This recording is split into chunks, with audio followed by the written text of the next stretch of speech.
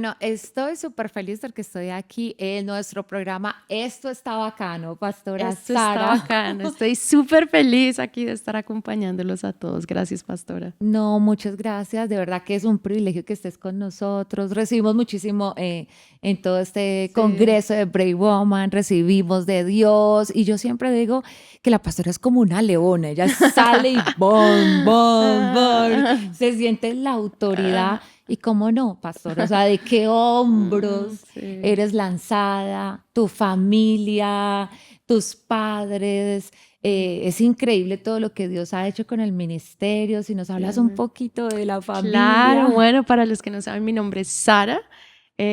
Yo nací, podemos decir, nací en la iglesia. Mis padres, ellos empezaron la iglesia hace 40 años. No tengo 40 años, tengo menos, 10 menos. Pero fue tan lindo ver el ejemplo de mis padres. Mis padres son pastores, los pastores César, Emma Claudia. Tengo 4 hermanas, todas hemos nacido, hemos tenido una experiencia con el Señor genuina. Estoy casada, felizmente casada.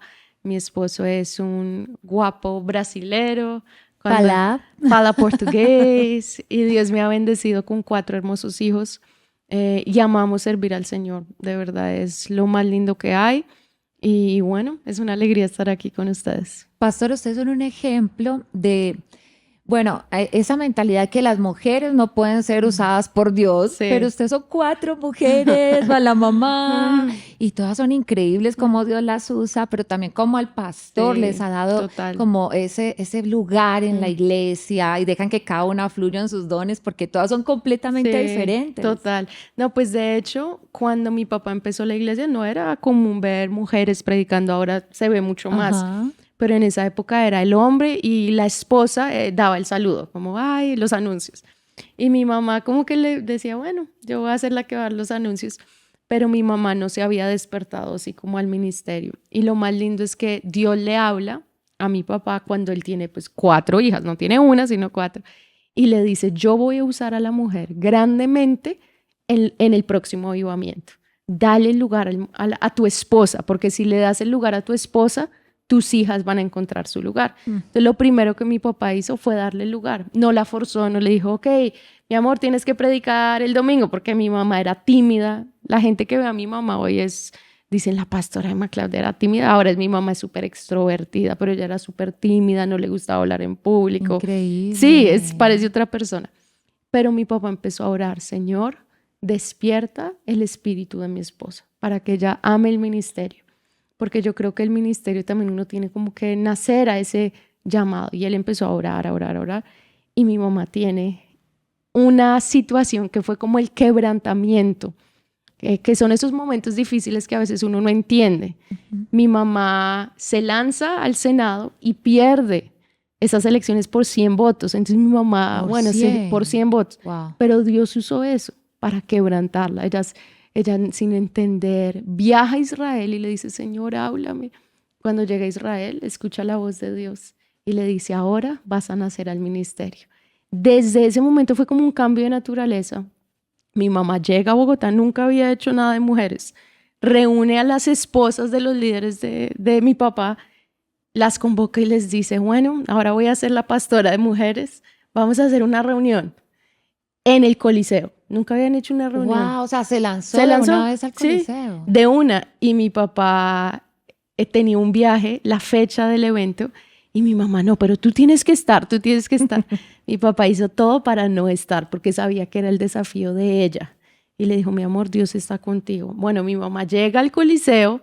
Sí, yo digo que fue un milagro. Y fue así como despertó ella a encontrar su lugar. Llega y el que la está conduciendo, bueno, se ven resto de carros. Y mi mamá se emociona y él le dice, pero eso es para el partido de fútbol, eso no es para así, el enemigo hacía. Ay, Y mi mamá, no, eso es para la reunión. Bueno, llega, está totalmente lleno. impresionante. Ella dice que ni se acuerda de qué predicó, pero que en el altar, cuando hace el llamado, 3.000 mujeres se entregaron. Y ahí ¿Qué? ella empezó. Y al ver realmente, la mujer marca el destino de sus hijas. Entonces mi papá nunca nos obligó, pero simplemente ver el ejemplo de mi madre en el ministerio nos motivó a que podíamos predicar, a que podíamos tener un lugar en la iglesia. Y eso fue el mayor ejemplo. Creo que mi papá nunca ha pensado en él ha pensado en las generaciones. Y no solo con la familia, yo digo que la iglesia tiene una de las mejores predicadoras, las mujeres predican súper bien, que yo le digo a los hombres se tienen que avispar porque si no, pero es porque él entendió darle el lugar a la mujer. Y la mujer cuando entiende su lugar no es una competencia con el hombre, sino es que se complementan. De verdad, Dios le dio algo único al hombre y le dio algo único a la mujer. Entonces, creo que fruto de lo que soy, de que amo servir al Señor, es que mi papá le dio el lugar a mi mamá como esposa, como mujer, como pastora. Y de verdad eso es lo que, o sea, yo digo, realmente todo lo que mi papá hizo se vio reflejado en sus generaciones. Impresionante. Entonces yo sé que soy fruto de eso. Sí, también. y tú me contabas ayer que empezaste a predicar a los 13 años. ¿Cómo fue eso? Yo empecé a predicar. Estás diciéndolo delante de mis hijas y yo. No, pues la verdad, desde como los 11, creo que me ayudó tener hermanas mayores. Entonces yo veía a mis hermanas que ellas hacían su célula o su grupo ADN. Yo iba, mi primera líder fue mi hermana Manuela, y eso también me formó mucho porque yo tenía que someterme a mi hermana. Pero entonces yo veía, yo decía, yo quiero tener mi célula, yo quiero tener. Entonces yo fui un día y me acuerdo que era una reunión del domingo y empecé a ver si había niños como de mi edad. Entonces literal fue así como empecé. Yo empecé a acercarme y les preguntaba si tenían líder.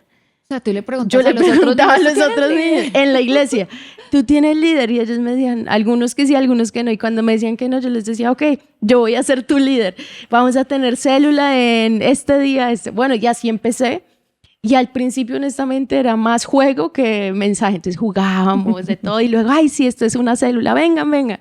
Orábamos. Pero ahí empecé. O sea, ya luego empecé a buscar al Señor mucho. Y de verdad yo predicaba el devocional diario que leía y Dios me hablaba y ahí empecé. Y empecé a predicar con 11, pero en la célula. En ese grupo a las 5 niñas, luego fueron 6, luego fueron 10, luego fueron 15. Y luego un día que yo empecé a mostrarle a mi papá, fue un día que le dije, pa, mira el mensaje, a ver si está bueno. Quería como que lo viera, a ver si me daba como alguna sugerencia. Entonces mi papá lo ve, yo tenía como 12 años, él lo ve y yo no sé el qué pensó, él dijo, mi amor, está muy bueno. Y yo, bueno, alguna sugerencia. Y él me dice, está tan bueno que vas a predicar mañana. Eso era un sábado. ¿Qué? Que vas a predicar mañana en la iglesia. Y él no te dio tiempo de pensar. No, mañana en la iglesia, en el Coliseo. Y yo era, ¿qué? Pero yo soy una niña, yo no puedo. No. Y mi papá me dice, no, Dios usa a cualquiera. Te has preparado toda tu vida. Y yo, por eso, son pocos años, tengo 12 años. Él me empujó, o sea, de verdad, el Señor lo usó. Y sentí muchos nervios de todo, pero me lancé. Y no sé, la verdad, la gente dice que escuchó a Dios, yo digo amén.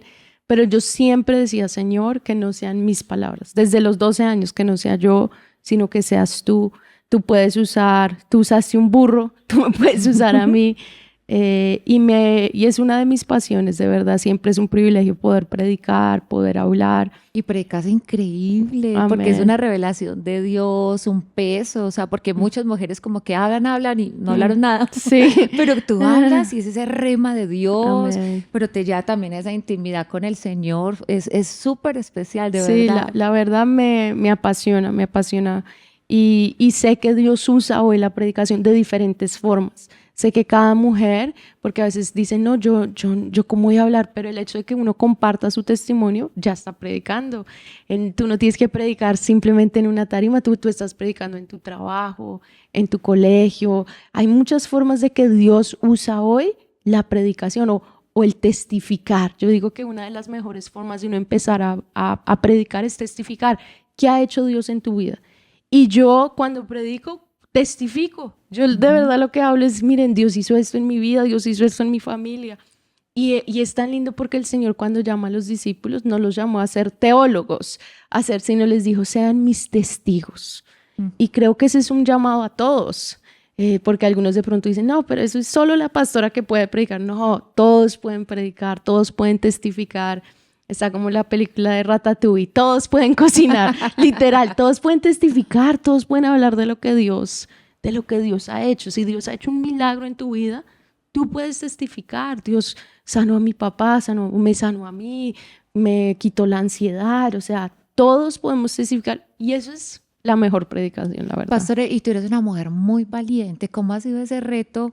Ahora tú me decías, mis papás son como los Pablos de ese tiempo, o sea, ellos nunca están en casa, Sí. están edificando el reino de Dios en varios países y tú tienes ahí, yo le decía, pastor, entonces tú tienes la camiseta 10, está en esa responsabilidad de la iglesia, que es Sí. una mega iglesia, pero eres muy valiente. ¿Cómo ha sido ese reto de cuidar lo que los papás han construido, de seguir manteniendo la unción? Una de las cosas que yo más admiro de la iglesia es cómo tiene 40 años del ministerio, pero todos son jóvenes.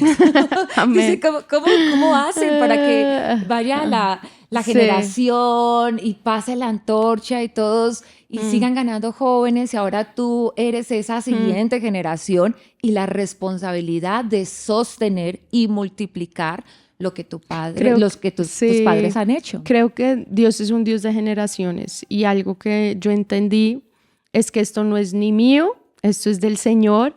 Y el Señor pone y quita. Yo simplemente estoy, amén, Señor, tú me quieres aquí. Y lo he visto así. Como que nunca he sentido, esto es mío. Y eso creo que me ha guardado también. Pero algo también que la misma palabra nos muestra. Un ejemplo muy claro, el hijo de Salomón, Rehoboam. Él es impresionante porque él cometió un gran error. Y fue no tomar el consejo de los que llevaban mucho tiempo, Sí. sino tomar el consejo de los jóvenes. Y eso causó una división. ¿Y qué hicimos? Juntamente con mi esposo dijimos, no, vamos a darle lugar a los que llevan mucho tiempo, más que nosotros. Y ha sido tan lindo y yo creo que eso ha sido lo que ha protegido a la iglesia, es que Dios ha conectado las generaciones. Porque en el equipo principal hay personas que son mucho más mayores que nosotros, pero que de verdad vino una unidad. ¿Por qué? Porque los escuchamos, porque decimos, bueno, ¿qué les parece? No llegamos a decir, no, los jóvenes dicen esto, entonces vamos a cambiar esto y hacer esto. Eso ha guardado la iglesia porque se le ha dado lugar. Entonces yo veo que Dios ha conectado las generaciones y de verdad ha sido, pues de verdad un desafío. Lo que tú dices es una responsabilidad, pero hay un equipo y lo hemos visto, el equipo de pastores, muchos están siendo enviados como misioneros, pero hay algunos que siguen. Y yo digo, ustedes son esos como los ancianos de la iglesia, Sí. pero de verdad que tienen experiencia, son intercesores. Y yo les decía, no podemos solos. En la Biblia se habla mucho del buey y es interesante porque si tú pones dos bueyes viejos, tienen la experiencia, pero no tienen la fuerza. Ahora, si tú pones dos bueyes jóvenes, tienen la fuerza, pero uno quiere ir para acá y el otro quiere ir para allá. Pero si tú pones, ¿y cómo hacían? Es que es impresionante porque lo que hacían es que no ponían dos bueyes con experiencia o dos bueyes jóvenes, ponían un buey con experiencia, un buey viejo y un buey joven. Wow. Porque uno tenía la Impresionante. fuerza y el otro tenía la experiencia. Y yo siento que eso es lo que Dios está haciendo. De pronto uno tiene la fuerza y vamos a hacer esto, pero el otro tiene la experiencia. Y eso ha traído equilibrio. Entonces creo que no es un mérito nuestro, sino yo digo, hay un equipo de pastores que mis padres levantaron que son increíbles. Y también se ve la madurez de que se someten a nosotros. O sea, yo digo, como un pastor que lleva años, me vio cuando nací y todo, y de verdad se somete y dice, Pastora Sara, ¿qué te parece? Y yo digo, ahí se ve la madurez, ahí se ve el nivel. El carácter. El carácter, y Dios ve eso. Entonces ha sido, y al mismo tiempo nosotros no llegamos a imponer, sino ha sido parte de lado y lado. Ha Muy sido los sabio. dos bueyes. Y eso ha sido lindo. Yo creo que eso ha protegido a la iglesia. Hemos podido conquistar los jóvenes por eso. Porque no es, no, esos ya son grandes, ya no. No, necesitamos las tres generaciones. Por eso es Dios de Abraham, Dios de Isaac y Dios de Jacob. Wow, qué bonito. Bueno, otra cosa que me impacta mucho es que, pues, multitudes tiene los artistas, multitudes tiene muchas personas, pero ustedes tienen multitudes comprometidas con Dios, multitudes que tú ves que aman a Dios, que están en santidad Y que todos quieren ganar a otras personas, eso me impacta mucho. O sea, las personas no se quedan como que, bueno, ya fui salvo, estoy aquí en la iglesia, sino como, yo quiero santificarme, yo quiero buscar a Dios. O sea, no es solo multitudes, son personas que aman a Dios Sí. y viven en santidad y quieren ganar a otros.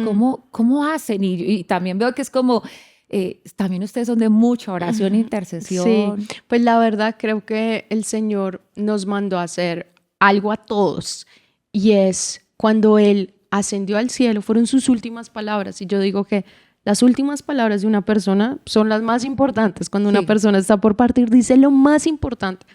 ¿Qué fue lo más importante que Jesús nos dijo a nosotros? Él nos dijo, id. Él dijo, tienen que salir, es una acción y por eso es algo que enfatizamos mucho. Y haced discípulos. Y un discípulo a veces uno tiene el concepto errado. ¿Un discípulo es alguien que va al domingo? No necesariamente. Eso es un miembro. Pero un discípulo, la Biblia decía, Jesús mismo tuvo momentos con las multitudes que él decía, el que quiera ser mi discípulo, o sea, no todos eran sus discípulos, el que quiera ser mi discípulo, tome su cruz, niéguese a sí mismo. Y creo que eso es lo más difícil de uno, porque uno quiere, vivimos en un mundo que te dice, no, busca pensar en ti, lo que tú quieras, entonces ha sido llevar aunque tenemos muchos, Señor, si estamos haciendo discípulos, y ahí es donde las células y el modelo de los 12 nos ha ayudado, porque cuando tú trabajas con grupos más pequeños, aunque es una iglesia grande, podemos discipular, y en el discipulado es evaluar de verdad, si uno se niega, la palabra dice, si yo muero con él, yo voy a resucitar aquí.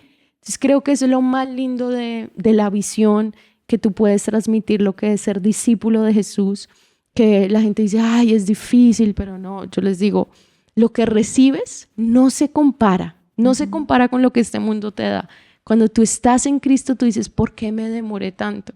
Entonces creo que eso ha sido como el éxito de tener mucha gente, pero al mismo tiempo tener grupos pequeños que tú estás consolidando, tú estás discipulando, Entonces a veces uno se puede dejar engañar por un auditorio lleno, pero decir quiénes realmente están siguiendo a Cristo, quiénes realmente, porque esa es nuestra misión en este mundo hasta que Jesús regrese. Tenemos una misión, ir y hacer discípulos a todas las naciones. Y eso nos demostró la pandemia. La pandemia como que quedó el remanente. A ver, Mostró. ¿cuáles son los discípulos verdaderamente? Total. Y yo veo que todos trabajan. Los niños, los hombres, porque no es solamente, aunque son una familia sacerdotal de muchas mujeres, pero también han venido naciendo varones, sus esposos también trabajan. O sea, no es como que la mujer predomina, que eso es muy importante, sino que también los hombres están trabajando, los niños están trabajando. Son hombres sacerdotes. Creo que es una visión, yo digo, familiar. O sea, no es de porque se necesita la pareja. Si tienes, ¿cómo uno tiene una familia sacerdotal? Si tú tienes un matrimonio fuerte, si tu matrimonio está sano, tu familia va a estar sana. Y creo que el llamado más grande, yo estoy casada con mi esposo que es brasilero, pero él venía de otra iglesia, que vino y aprendió de la visión, Bogotá. Y es tan lindo cuando yo escucho a mi suegro, antes de que fuera mi suegro, él dice, yo no tenía ni idea que algún día mi hijo se iba a casar con la hija del pastor César, pero lo que más me encantó de la visión no era ni tanto el modelo de los 12, o sea, el modelo de los 12 es una maravilla, pero era la familia. Él decía, cuando yo vi la familia, dije, yo quiero que mis hijas le sirvan a Dios, yo quiero que mis hijos, y creo que lo lindo de la visión es que todos trabajan, entonces todos tienen un lugar, porque el hombre está haciendo la visión, la mujer también predicando, pero al mismo tiempo los hijos. Entonces eso es lo más lindo porque tenemos todas las redes, todos tienen un lugar.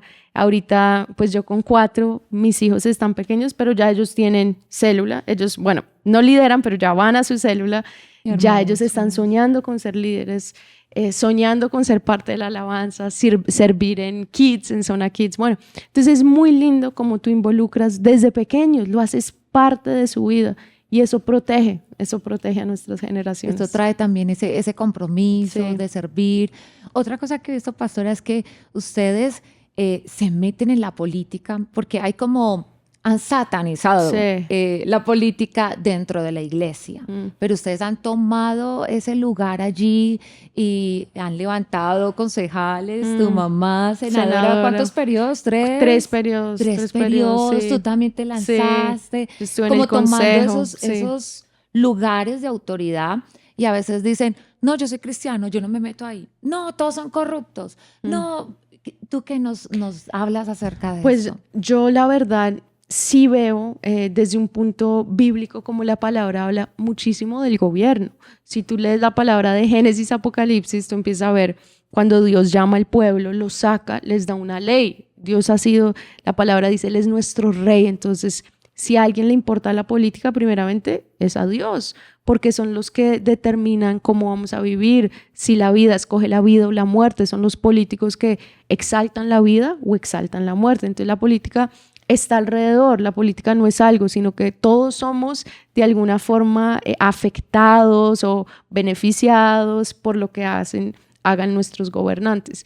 Y la palabra dice, cuando el justo gobierna. Entonces, hemos visto, y creo que como colombianos, cuando un buen gobernante está en el poder, el pueblo se alegra. Y es verdad. Y hemos tenido en ciertas ocasiones gobernantes que se asemejan, que de verdad le importa. Pero cuando un gobernante necio se levanta, el pueblo sufre. Uno de los castigos para el pueblo de Israel eran impuestos.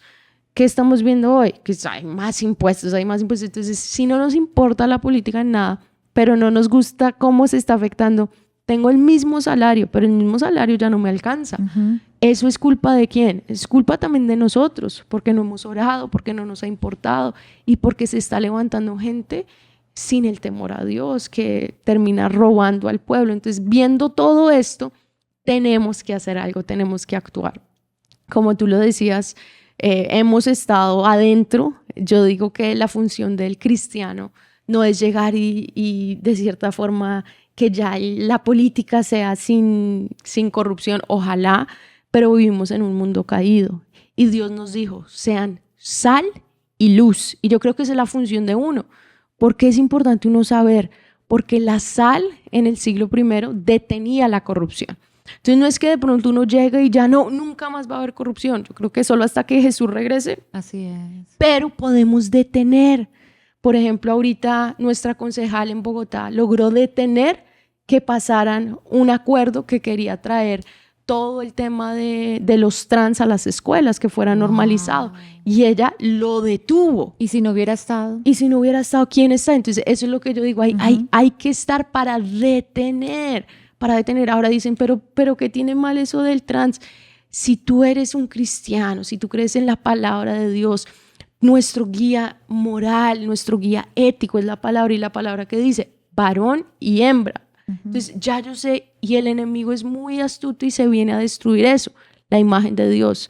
Dios dijo varón y hembra y el diablo quiere distorsionar que ya no sea ni hombre ni mujer. Entonces ya hasta se visten como los hombres, las mujeres. Entonces ¿por qué yo defiendo esto? Porque la palabra de Dios lo dice. Entonces hemos sido muy intencionales de estar para detener en más decir, de una no, ocasión. Sí, o sea, no lo acepto, no firmo. Exacto, y con argumentos obviamente uno no puede llegar, la palabra de Dios dice, tú tienes que llegar con un vestido de si vas a estar en el consejo, pero tú como ciudadano tú dices, bueno, yo no me veo ahí. Yo digo, no todos deben estar en política, pero todos sí deben importarse, orar y actuar. Todos tenemos un deber y es votar. Eso sí es muy importante. Cuando llegue el momento, no sean ajenos, no voten por los que digan los medios de comunicación, voten. Me encanta lo que un pastor en Estados Unidos dice, él dice, voten lo más cercano a la Biblia. Lo más cercano. La Biblia defiende la vida, por ejemplo. Lo menos peor. No vote por alguien que defiende el aborto. Sí. El aborto es algo que Dios detesta. Y hoy han querido maquillar esto como no, es un derecho, pero realmente le estamos quitando un derecho a un ser humano que ya existe. Entonces, cuando uno vota, uno debe votar lo más cercano a la Biblia. Ese es mi consejo. Y tú has liderado también todo este referendo del no aborto. Sí. Yo estuve allí también firmando, sí. La iglesia firmó, todos apoyando. Y bueno, hemos tenido muchos obstáculos. Sí. Esto es una guerra, es una guerra.